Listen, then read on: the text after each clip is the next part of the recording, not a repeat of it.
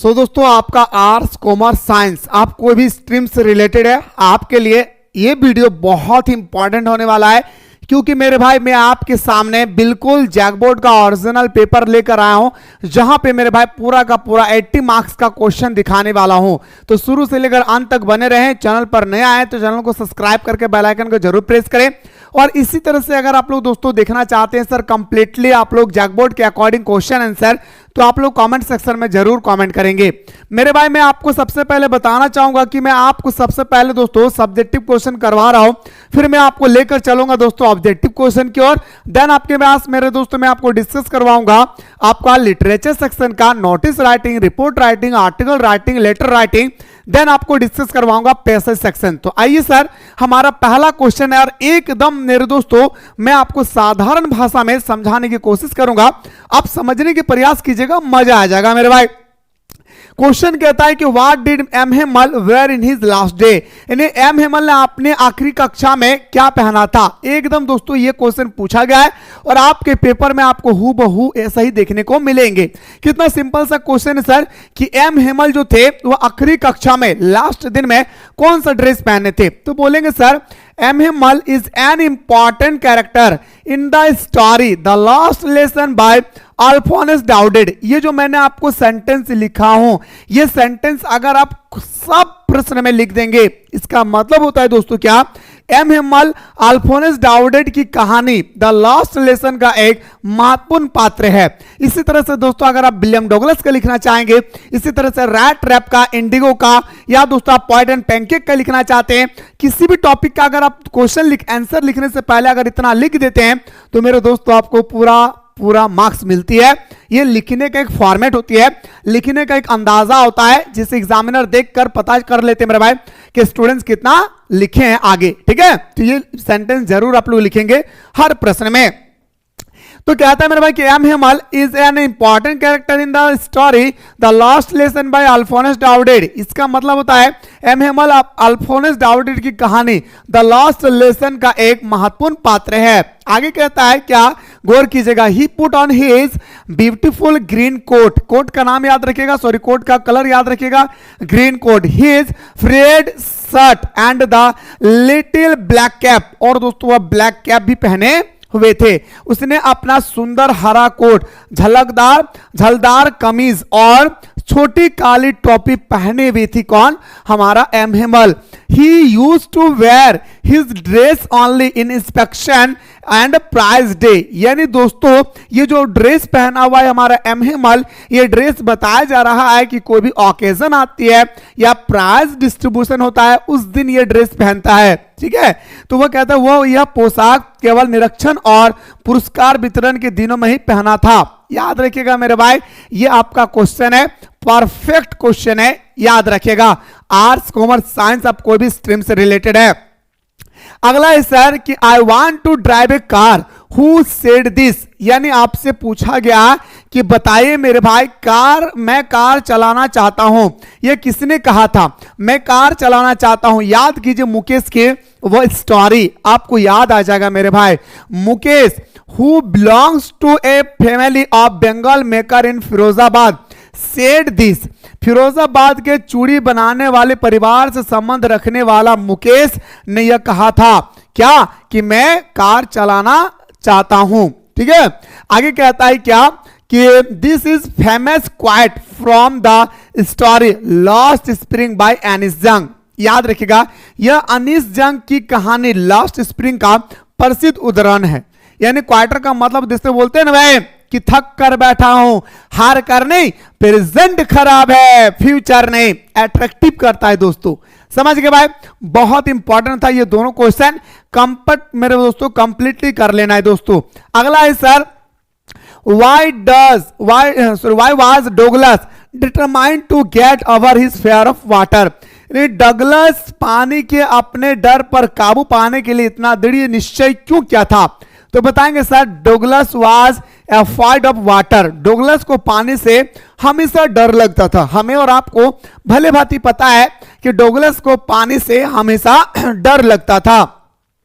आगे कहता है this fear ruined his joy of boating, fishing, swimming. मेरे दोस्तों, जिनको पानी से डर लगता होगा, क्या वो जीवन में कभी भी बोटिंग कर पाएंगे? क्या वो कभी भी मछली पकड़ पाएंगे? क्या वो कभी भी तैर पाएंगे? नहीं ना। वही कह रहा है दोस्तों, इस डर ने नाव चलाना, मछली पकड़ने और तैरने के उनके आनंद को छीन लिया था।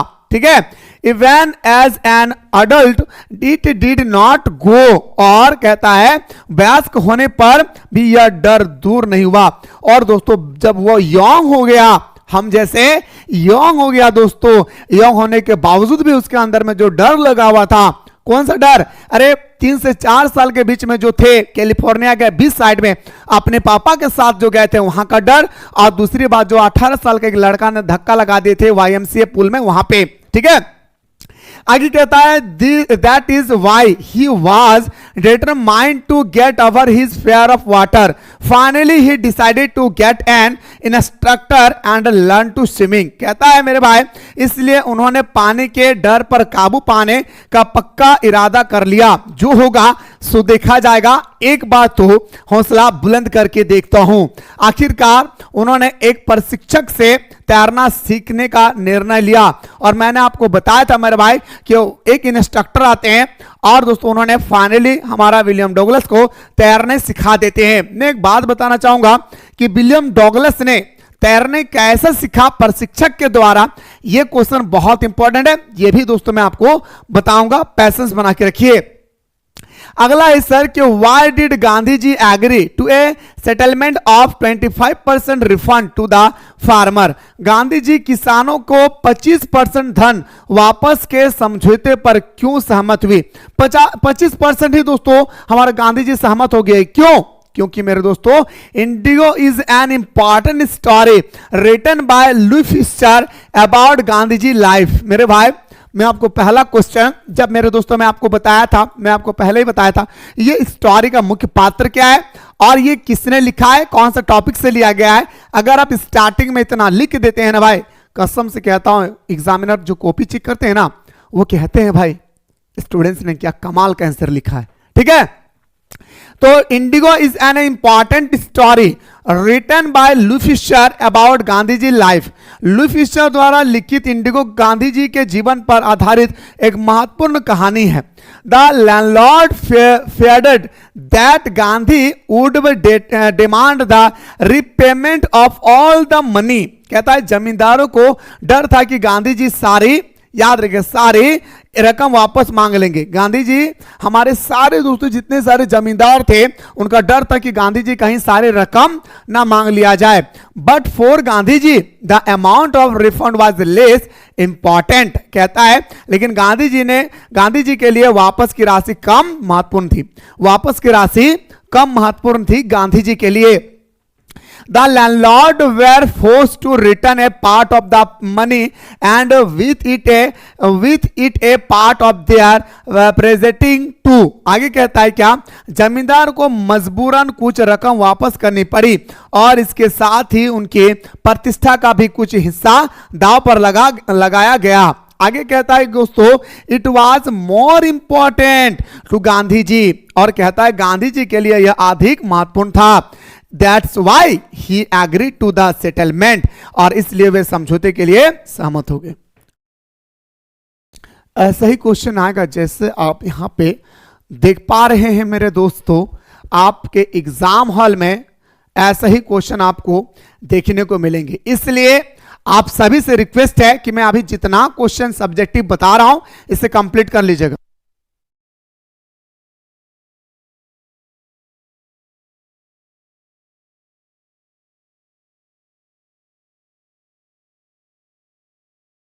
ठीक है, आगे देखिए मेरे भाई, अगला क्वेश्चन है क्या है कि what is the reason for the huge success of the novel, the name of the rose. Interview याद रखिएगा, उपन्यास the name of the rose की अपार सफलता का कारण क्या है भाई, याद रखिएगा। इससे पूछा गया दोस्तों, आप लोग अम्ब्रेटो इको का नाम सुने होंगे द लास्ट आपका द इंटरव्यू में, इसी के मेरे भाई बारे में पूछा गया है। The name of the rose is a world famous novel written by Umberto Eco. It is a very serious novel that has a detective yarn. आगे कहता है the name of the rose, Umberto Eco द्वारा लिखित विश्व प्रसिद्ध उपन्यास है। अम्ब्रेटो Eco द्वारा लिखा गया भाई, अम्ब्रेटो इको के द्वारा लिखा गया कौन सा भाई, तो बताएंगे सर हमारा the name of the rose. It's also delves into biology, metaphysics and medieval history. आगे कहता है ये एक गंभीर उपन्यास है जिसमें जासूसी कथानक की भी शामिल है। यहाँ जीव विज्ञान, आत्ममीमांसा और मध्यकालीन इतिहास का भी गहन अध्ययन करता है। The Nobel success is a mystery event to Umberto Eco. आगे कहता है इस उपन्यास की सफलता अम्ब्रेटो इको के लिए भी एक रहस्य है। आगे कहता है sir perhaps the time in history when it was written has proved favorable for its success। और आगे कहता है मेरे दोस्तों क्या, ध्यान से देखेंगे, शायद जिस समय यह लिखा गया था वह समय इसकी सफलता के लिए अनुकूल साबित होती है। यह था सर आपका क्वेश्चन अम्ब्रेटो इको का। और यहां से तो मेरे भाई ऑब्जेक्टिव क्वेश्चन तो भर भर के पूछा जाता है हमरा अम्ब्रेटो इको का। आशा कर रही हो रे भाई हमार बहन कि तोहनी हमार बतवा बुझल पा रही। उम्मीद करियो ना रे दादा हमार दीदी कि तोहनी हमार बतवा बुझल पा रही। अगला क्वेश्चन तोहनी से करल गले रे भाई, कहा हो कि why did two Sophies want to Jancy to know about her story with Danny? Sophie क्यों नहीं चाहती थी कि जैंसी को डैनी के साथ उसकी कहानी के बारे में पता चले। आखिर मेरे भाई सोफी जो मेरे दोस्तों डे ड्रीमर थी, सपना में देखती थी भाई, है ना भाई, सपना देखती थी, दिन में सपना देखती थी। कभी बोलते ब्यूटी को ओपन करूंगा, कभी बोलते फैशन डिजाइनर बनूंगा, तो कभी बोलते स्क्रिप्ट राइटर बनूंगी, है ना भाई। सपना देखने वाली लड़की थी, वो भी दिन में, ठीक है। तो वो जब मुलाकात करते हमारा डैनी कैसे से आयरिश फुटबॉलर के साथ, तो इसकी कहानी अपने सहेली जैंसी को वो बताना नहीं चाहती थी। क्यों, आइए बात करते हैं। Sophie was a day dreamer, बिल्कुल भाई, सोफी दिन में देखने वाली, सपना देखने वाली एक लड़की थी, ठीक है। जैंसी वाज हर बेस्ट फ्रेंड, और जैंसी उनका एक बेस्ट फ्रेंड है। क्या है मेरे भाई, जैंसी उनका एक बेस्ट फ्रेंड है, ठीक है। But she did not want Jancy to know about her story with Danny because she would spread that to the whole world. A.R. Button present her as girls who is imaginative and often lost in her fantasy in going place. कितना प्यारा सा story भाई, लेकिन वह नहीं चाहती थी कि जैंसी को डैनी के साथ उसकी कहानी का पता चले। मेरे दोस्तों सोफी दुनिया में एक ऐसी लड़की थी जो दिन में सपना देखने वाली लड़की थी, साथ ही साथ वो अपना फैमिली के साथ फुटबॉल खेला भी दिखते थे भाई। उसका जो फैमिली थे भाई वो मेरे भाई क्या थे, फुटबॉल प्रेमी थे। साथ ही साथ मेरे दोस्तों जो जैंसी है उनका एक अच्छी सहेली थी। इतना कुछ होने के बावजूद भी हमारा जो सोफीज है वो मेरे दोस्तों डैनी किसी के साथ मुलाकात के बारे में बताना नहीं चाहती थी। क्यों, क्योंकि जैंसी इसे पूरी दुनिया में फैला देगी। जैंसी को बताएंगे, जैंसी पूरी दुनिया को फैला देगी मेरी और डैनी कैसे की बात को, इसलिए नहीं चाहती थी। ए.आर. बर्टन ने गोइंग प्लेस में उसकी एक कल्पनाशील लड़की के रूप में प्रस्तुत किया है जो अक्सर अपनी कल्पना में खोई रहती है। और मेरे दोस्तों वो अपने दिन की सपना में हमेशा खोई रहती है। कौन, हमारा सोफीज, ठीक है। अगला क्वेश्चन पे आते हैं सर, क्वेश्चन नंबर आपकी स्क्रीन पे नेक्स्ट भाई ध्यान से देखेंगे। अगला क्वेश्चन क्या कहता है, क्वेश्चन है sir list the thing of beauty mentioned in the poem a thing of beauty. देखिए मेरे भाई कितना प्यारा सा क्वेश्चन लिखा है कि कवि के अनुसार ऐसा उनके सुंदर वस्तु है जो हमें अपनी, मतलब ये क्वेश्चन भाई थिंग ऑफ ब्यूटी से, ठीक है। According to the poet there are numerous things of beauty that help us forget our sorrow. कवि के अनुसार ऐसा अनेक सुंदर वस्तु है जी, बिल्कुल भाई। थिंग ऑफ ब्यूटी तो हमें यही सिखाता है मेरे भाई कि दुनिया में जितना भी दुख दर्द कष्ट पीड़ा हो, आप जब कुछ पल के लिए ब्यूटीफुल जगह पे जाओगे तो सब कुछ आप भूल जाओगे, है ना। वही कह रहा है कि कवि के अनुसार ऐसा अनेक सुंदर वस्तु है जो हमें अपने दुखों को भुलाने में मदद करती है। याद रखिएगा, जैसे दोस्तों there are the sun, there are the moon, there are the old and young trees that provide shade to simple shapes, daffodils trees, clear stream of rivers, musk rose in the forest, and the lovely tales of mighty men. कितना सुंदर answer लिखा है भाई। साधारण भाषा में ये सूर्य है, चंद्रमा पुरानी और नए पेड़ों, साधारण भेड़ों को छाया प्रदान करते हैं। इसे भी देखकर हम कुछ पल के लिए, कुछ क्षण के लिए हम सारे दुख दर्द को भूल जाते हैं। डेफोडिल्स के फूल, एक ट्री है मेरे भाई, डेफोडिल्स का फूल, फ्लावर, नदी की निर्मल धाराएं, जब नदी बहती है दोस्तों, इसे भी हम कुछ पल के लिए जब देखते हैं तो सारे दुख दर्द को हम लोग भूल जाते हैं। जंगल में खिलने वाले कस्तूरी गुलाब और वीर पुरुषों की सुंदर कहानी जब हम लोग रीड करते हैं तो सारा चीज मेरे दोस्तों कुछ पल के लिए भूल जाते हैं। यही हमारा कहानी में दोस्तों बताया गया था हमारा ए थिंग ऑफ ब्यूटी में। अगला क्वेश्चन पाते sir, why has the mother been compared to the late winter moon. मां की तुलना शीतकालीन चंद्रमा से क्यों की गई मेरे दोस्तों? क्योंकि हमारा कमला दास की जो माँ थी उनका बॉडी एकदम डेड बॉडी जैसा दिख रहा था। साथ ही साथ उनकी माँ की जो चेहरा थी दोस्तों वो बिल्कुल मेरे भाई क्या थे, पल्स थे भाई, है ना भाई, क्या थे, पल्स थे। ऐसा लग रहा था जैसे मेरे दोस्तों हमारे सर्दी के मौसम में जब हमारा चंद्रमा निकलती है कैसे धुंधला दिखाई देते हैं, इसी तरह से उसकी मां का चेहरा धुंधला दिखाई दे रही थी। ठीक है, आगे देखिए, Kamala Das compares her mother to the late winter moon in my mother at 66। क्या कहा गया? कमला दास अपनी रचना माय मदर एट 66 में अपनी मां की तुलना शीतकालीन चांद से करती है। मैं अभी अब आपको बताया कि इसकी तुलना किससे करती है?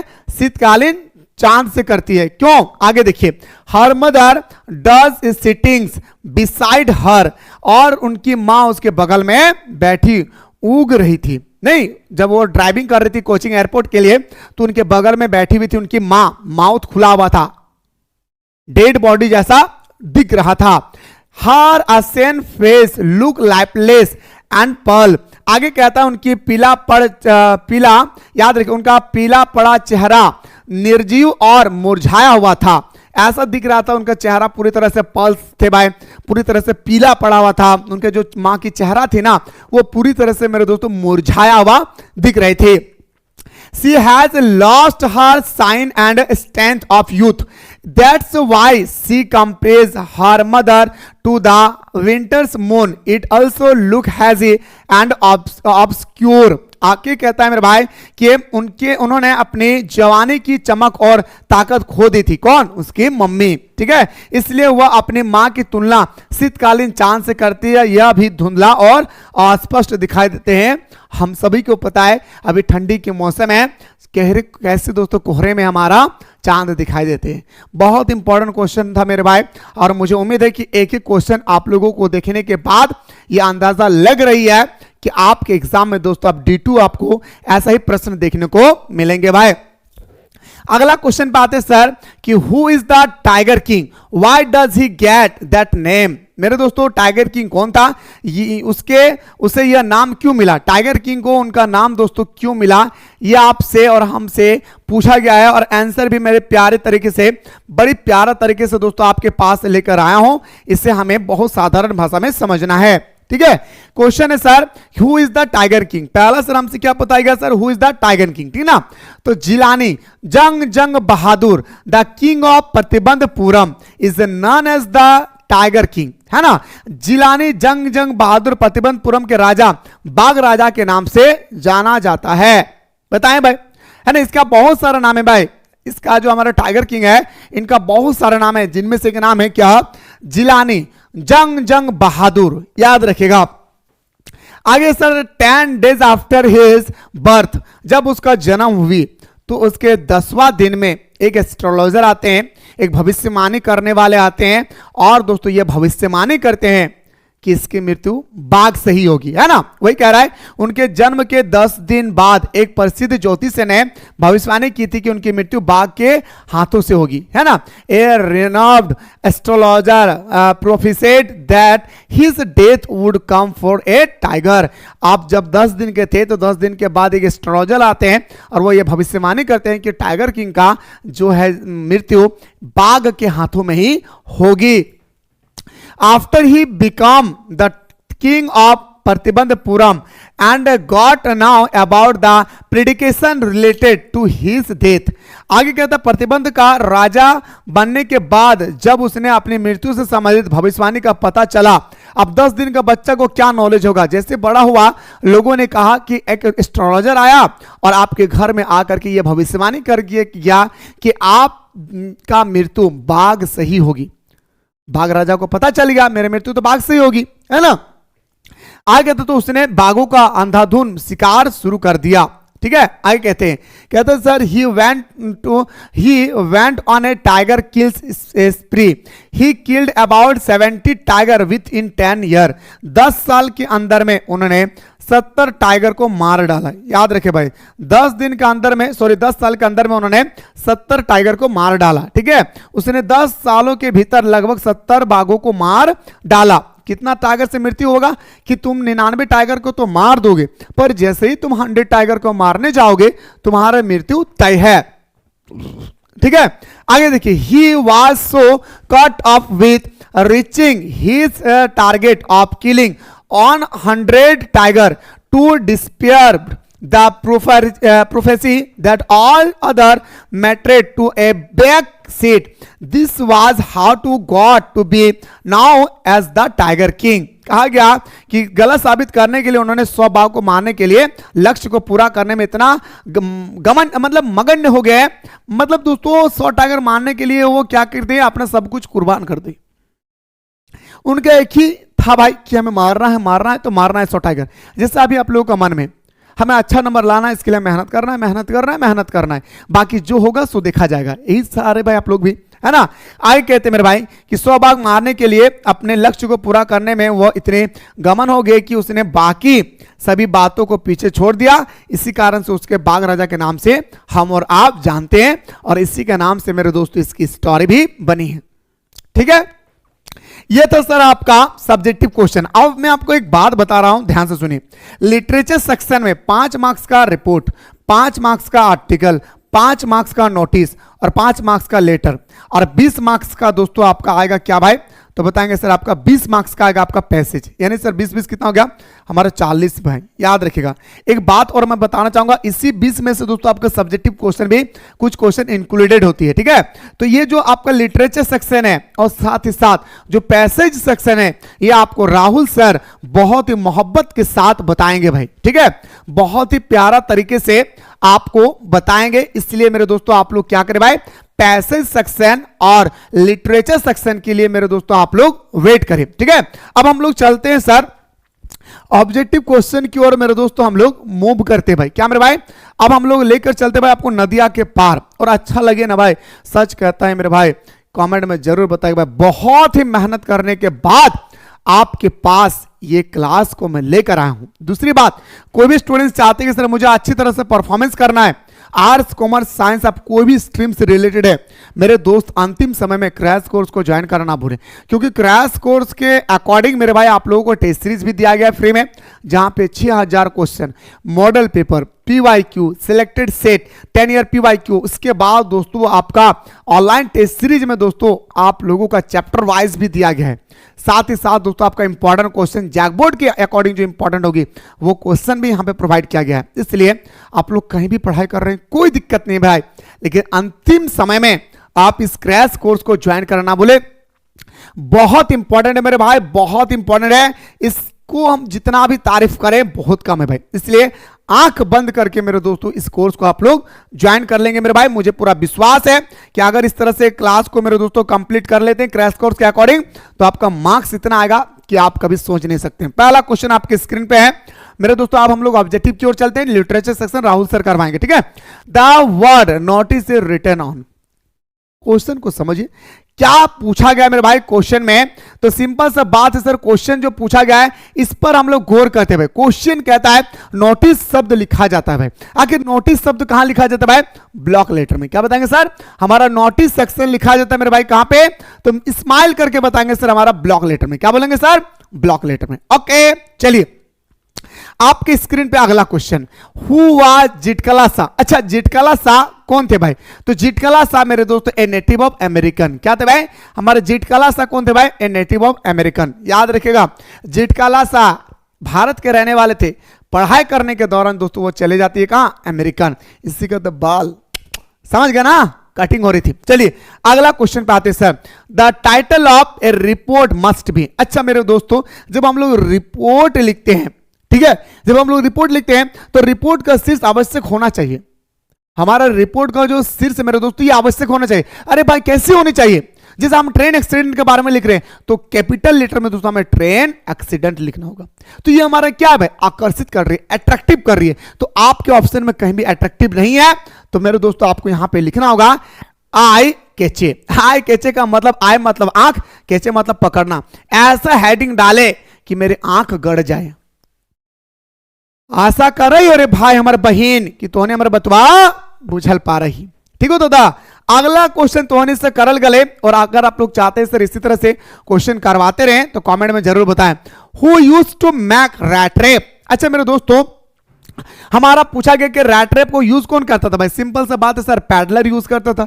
रैट रेप को कौन यूज करेंगे भाई? सिंपल सा बात है सर कि चूहेदानी कौन बनाता था सर? हमारा रैप पैडलर बनाते थे वायर से। अगला sir, trees spatting use a potting device which. मेरे दोस्तों ये आपका जो हमारा माय मदर एट 66 में जब हमारा कार ड्राइविंग कर रहे थे कोचिंग आपका एयरपोर्ट की तरफ, है ना, कोचिंग एयरपोर्ट की तरफ, तो मेरे दोस्तों हमारा जो पेड़ थी ना वो दौड़ रही थी, ऐसा प्रतीत हो रहा था हमारा कमला दास का। ठीक है ना, ऐसा प्रतीत हो रहा था कमला दास का। ट्रीज में एक काव्यन युक्त का प्रयोग किया गया था भाई। क्या है मेरे दोस्तों 5वां नंबर में?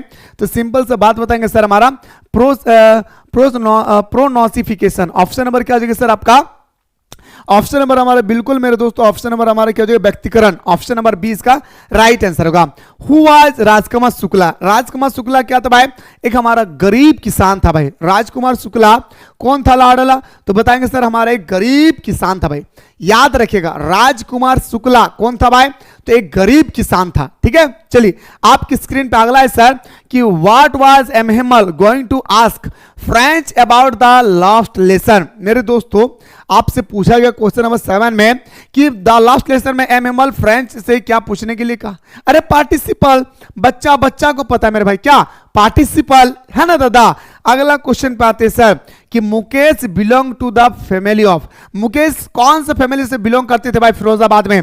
तो कांच की चूड़ी बनाने वाले फैक्ट्री से बिलोंग करते थे भाई। क्या? कांच की चूड़ी बनाने वाले। चलिए सर अगला question, the peddler rattrap were made of. मेरे दोस्तों पेडलर ने जो रैट्रेप बनाते थे ना वो किस चीज का बनाया करता था, यह आपसे पूछा गया है। तो बताएंगे सर वायर का बनाए थे भाई। किससे? वायर का बनाया करता था। How much money had the peddler stall from the crofter. अब क्वेश्चन आप सभी को पता है कि 30 कॉर्नर है, पर पूछा क्या गया? फेरी वाला ने किसान से कितने पैसे चुराए थे भाई? अरे 30 कॉर्नर कितना चुराए थे? 30 कॉर्नर। चलिए सर अगला है sir, who was the founder of Gemini studio. Gemini studio मेरे दोस्तों याद रखेगा, इसका फाउंडर कौन था भाई? Mister S Vasan. याद रखेगा मिस्टर एस वासन। क्या बोलेंगे सर? सॉरी भाई मिस्टर सॉरी भाई, ठीक है, मिस्टर एस वासन। क्या बोलेंगे सर? Mister S Vasan. ठीक है, चलिए आपकी स्क्रीन पर अगला है sir, according to Sophie the place she had chose the meet Danny wise. अब दोस्तों क्वेश्चन नंबर 12 थोड़ा समझिए। क्वेश्चन नंबर 12 क्या कह रहा है कि सॉफी के अनुसार जिस जगह पर वह थी डैनी से मिलने के लिए क्या था भाई? वो जगह पूछा गया दोस्तों क्या था, ये आपसे पूछा गया क्वेश्चन नंबर 12 में भाई। वो जगह क्या था भाई? तो बताएंगे सर वो जगह था एक परफेक्ट प्लेस। क्या था भाई? एक परफेक्ट प्लेस। ठीक है, अगला क्वेश्चन पे आते sir, man needs to learn a lesson from dash according to Pablo Neruda. Question number 13। तो मेरे दोस्तों हमारा मैन यानी आदमी, नीड्स मनुष्य को चाहिए, याद रखिएगा, learn lesson from dash according to Pablo Neruda earth. क्या बताएंगे सर? अर्थ। क्वेश्चन का लेवल चेक कीजिए मेरे भाई कि आखिर क्वेश्चन क्या बोल रहा है भाई। मनुष्य को इससे सब सीखने की जरूरत है भाई। किससे? हमें पृथ्वी से दोस्तों सब सीखने की जरूरत है। पृथ्वी से हमें क्या करना है मेरे भाई? सब सीखने की जरूरत है। ठीक है, आपके स्क्रीन पे अगला क्वेश्चन है भाई, who is the poet of a thing of beauty. आपसे पूछा गया थिंग ऑफ ब्यूटी का राइटर कौन है भाई? तो बताएंगे सर हमारा ए थिंग ऑफ ब्यूटी का जो हमारा राइटर है वो कौन होगा भाई? हमारा जॉन कीट्स चचा। कौन होगा भाई? तो बताएंगे सर स्माइल करके जॉन कीट्स चचा। ओके, अगला क्वेश्चन है सर कि who wrote the poem road side stand. यानी दोस्तों रोड साइड स्टैंड जो पोयम है दोस्तों, ये पोयम लिखने वाला कौन था दोस्तों? ये आपसे पूछा गया। रोड साइड स्टैंड लिखने वाला था हमारा रॉबर्ट फ्रॉस्ट। अच्छा, रोड साइड स्टैंड में दोस्तों किसके बारे में बताया गया? तो बताएंगे सर गरीबी से जूझ रहे व्यक्ति अपने आप को दोस्तों ऊपर उठाने के लिए वो सड़क के किनारे दुकान लगाते भाई। ठीक है, अगला क्वेश्चन कि who wrote the poem a road side stand. तो बताएंगे सर रॉबर्ट फ्रॉस्ट। अगला, which word in the poem a road side stand means fading. अब यही तो क्वेश्चन कह रहा है भाई, मैंने अभी आपसे पूछा ना 16 नंबर में, कविता में रोड साइड स्टैंड शब्द का लुप्त होने का क्या अर्थ दर्शाता है भाई? लुप्त होने का अर्थ एक ही चीज दर्शाता है दोस्तों, हमारा विथ रिंग। क्या मेरे भाई? तो बताएंगे सर हमारा विथ रिंग। क्या बताएंगे सर हमारा 16 नंबर का? विथ रिंग, मुरझाना। याद रखिए भाई, ऑप्शन नंबर सी हमारा राइट आंसर होगा। अगला कि what are aunt Jennifer's as tiger actually, tigers actually. अब दोस्तों क्वेश्चन नंबर 17, तो बताएंगे सर हमारा याद रखिए दोस्तों हमारा एम्ब्रिडेड टाइगर्स। ऑप्शन नंबर हमारा डी इसका राइट आंसर होगा। Which man tendency does the last lesson highlighted. अब दोस्तों इस क्वेश्चन को सभी बच्चा को पता है दोस्तों, इसका राइट आंसर हमारा प्रोकास्टिनेशन होगा। लेकिन क्या कह रहा है भाई? टाल मोटल के बारे में। ठीक है, द लास्ट लेसन किसे मानवीय प्रकृति को उजागर करता है? टाल मटोल। नहीं भाई, आज नहीं पढ़ेंगे, कल नहीं पढ़। फ्रेंच के साथ यही हुआ ना, इस कारण से ना उन्होंने फ्रेंच लैंग्वेज सीख नहीं पाए भाई। तो बताएंगे सर 18 नंबर का हमारा राइट आंसर होगा procrastination. Actually procrastination, option number टाल मटोल। ऑप्शन नंबर बी हमारा राइट आंसर होगा। How much did indigo planter offer to pay. Question number 19, अभी मेरे दोस्तों अभी हम लोगों ने डिस्कस किया कितना भाई? 25% पे किया भाई। याद रखिए कितना मेरे भाई? तो बताएंगे सर हमारा 25% है ना। नील के बगान मालिक ने कितना भुगतान करने की पेशकश की? तो बताएंगे सर 25%। ओके, डाउट नहीं मेरे भाई। चलिए आपकी स्क्रीन पर अगला क्वेश्चन में फटाफट देखिए, who was Sophie best friend. अभी तो डिस्कस किए सर, सोफी का बेस्ट फ्रेंड थे दोस्तों जैंसी। याद रखिएगा, जो रियल ड्रीम देखती थी, है ना, और सोफी डे ड्रीमर, है ना। चलिए आपकी स्क्रीन पे अगला क्वेश्चन है भाई। Question number next, in my mother at 66 mothers is compared to. अपनी मां की तुलना किससे किया था सर? विंटर मून की। याद रखिए किससे किया था? विंटर मून के। ऑप्शन नंबर हमारा 20 का राइट आंसर होगा। अगला, who was same in the last the third level. तो बताएंगे सर चार्ली का फ्रेंड थे। बस इतना याद रखिएगा, एक साइकोलॉजिस्ट थे, है ना। ऑप्शन नंबर हमारा क्या हो जाएगा सर? सी हमारा राइट आंसर होगा। आपकी स्क्रीन पे अगला है सर कि how old was the king sons in the tiger king. अब देखिए दोस्तों, अब हमारा टाइगर किंग है भाई। अब टाइगर किंग का एगो बच्चा था भाई। याद कीजिए मेरे दोस्तों, एगो बच्चा था या नहीं? आप कहेंगे सर बिल्कुल हाँ। तो आपसे पूछा गया मेरे भाई कि उस बच्चा का उम्र कितना था? एकदम सिंपल सा बात। मृत्यु भी कैसे हुआ टाइगर किंग का? बाघ राजा का मृत्यु कैसे होगा? टॉय टाइगर, क्या लकड़ी के टाइगर से इसकी मृत्यु हो जाती है भाई। याद रखिएगा, ऑप्शन नंबर हमारा सी इसका राइट आंसर होगा। द एस्ट्रोलॉजर यानी दोस्तों भविष्यवाणी करने वाला started that he would dash if the tiger king killed the 100 tiger. मेरे दोस्तों कहा गया कि अगर वो 100 टाइगर को मार देंगे ना, ज्योतिष ने कहा कि वो ऐसा तब करेगा जब बाघों का संख्या 100 को मार डालेगा। मेरे दोस्तों क्या करेगा भाई? उसने कहा था मेरे दोस्तों कि अगर ये 100 टाइगर को मार देगा ना, कसम से कहता हूं मैं भविष्यवाणी करने वाला हूं, मैं अपने टफ को कटा दूंगा। याद रखिएगा, कट ऑफ हियर, यानी दोस्तों हम अपने पूंछी को कटा दूंगा भाई। ऑप्शन नंबर हमारा क्या आ जाएगा सर? बी हमारा राइट आंसर होगा। आपकी स्क्रीन पे अगला है सर क्वेश्चन नंबर 25 है, which program was the author part of journey to the end of the earth. अच्छा, journey to the end of the earth जो दोस्तों कैनेडियन के जियोफ ग्रीन ने इसका नेतृत्व किया था। किसने किया था भाई? कैनेडियन के जियोफ ग्रीन ने इसकी नेतृत्व किया था। तो आपसे पूछा गया 25 में इसका प्रोग्राम का नाम क्या था? Students on ice. याद रखिए, स्टूडेंट्स ऑन आइस। अगला question number 26, where was the white man suit. अच्छा मेरे दोस्तों, अब हमारा दो व्हाइट मैन है दोस्तों, क्वेश्चन नंबर 26 में पूछा गया है, जो व्हाइट मैन है मेरे दोस्तों वो कहां पे। व्हाइट मैन मतलब कौन है पता है? अरे अमेरिकन सोल्जर टॉम। याद कीजिए द एनिमी टॉपिक। आशा करियो ना रे याद आबो तोनी के भाई, तोनी बोरिंग तो ना हो भाई ना दादा हमार दीदी। उम्मीद करियो हमार बतवा तो नहीं बुझल पा रही, झारखंडी लागे थे खोटा बुझल पार भी तो हम आशा कर रही हो। तो पूछा गया where was the white man suit, कहां पे सूट क्या था मेरे दोस्तों? Right low back. याद रखिए दोस्तों, ऑप्शन नंबर हमारा क्या हो जाएगा सर? 20 का राइट आंसर होगा। अगला, व्हाट डिड डॉक्टर सदाओ की give to the American soldier. अच्छा मेरे दोस्तों क्वेश्चन नंबर 27 कहते हैं डॉक्टर सदाओ ने अमेरिकन सैनिक को क्या दिया था भाई? तो बोलेंगे सर सबसे पहले एक टॉर्च दिया था भाई। क्या दिया था मेरे भाई? सबसे पहले उनको एक टॉर्च दिया था, फिर मेरे दोस्तों खाने का सामान दिया था, फिर मेरे भाई एक बोट दिया है और उनको भेज दिया है भाई। ठीक है, ऑप्शन नंबर डी हमारा राइट आंसर होगा।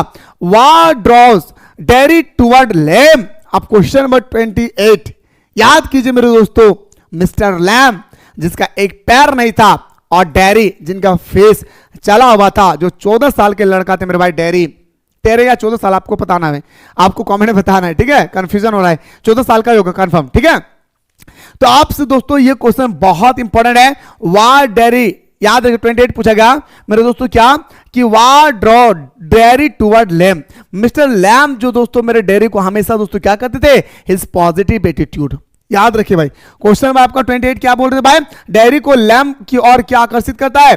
हमेशा दोस्तों उनका सकारात्मक सोच। ऑप्शन नंबर सी इसका राइट आंसर होगा। अगला, where did Mister Lamb fell from toward the end of his story. 29 क्या था मेरे दोस्तों? क्या ध्यान से सुनेंगे, 29 क्या कहता है? कहानी के अंत में श्री लैम कहां से गिर गए थे भाई? अरे भाई वो लेडर से गिर गए थे, है ना? कहां से? सीढ़ी से गिर गए थे। ऑप्शन नंबर सी हमारा राइट आंसर होगा। अगला, बामा है ना भाई, eldest brother was studying at university. उस बामा का ब्रदर कहां पढ़ रहा था भाई? यूनिवर्सिटी में। तो मेरे दोस्तों ये रहा आप लोगों का सब्जेक्टिव का और ऑब्जेक्टिव का कंप्लीट सॉल्यूशन जो मैं आपको गिव किया हूं, दिया हूं मेरे भाई। अगर आप लोग लिटरेचर सेक्शन राहुल सर से पढ़ना चाहते हैं एंड पैसेज भी राहुल सर से देखना चाहते हैं तो मेरे दोस्तों दबा करके कमेंट सेक्शन में कमेंट करें। क्लास पूरा कंप्लीट करने के बाद कैसा लगा है जरूर बताएंगे भाई। मुलाकात का तक नए वीडियो में।